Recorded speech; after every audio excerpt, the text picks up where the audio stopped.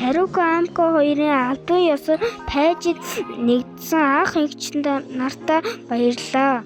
Бид хоёр хамгийн анхны блогоо эглүүлж байна.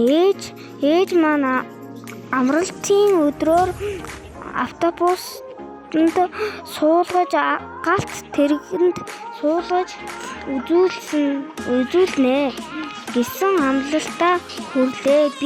Бид хоёр бон баяр галт тэргийн бие зурагтаар ном сэтгүүлээс хардаг байсан. Ингээд бид хоёрын бяцхан аяллаа блогтой хамт байгаарай найзуудаа.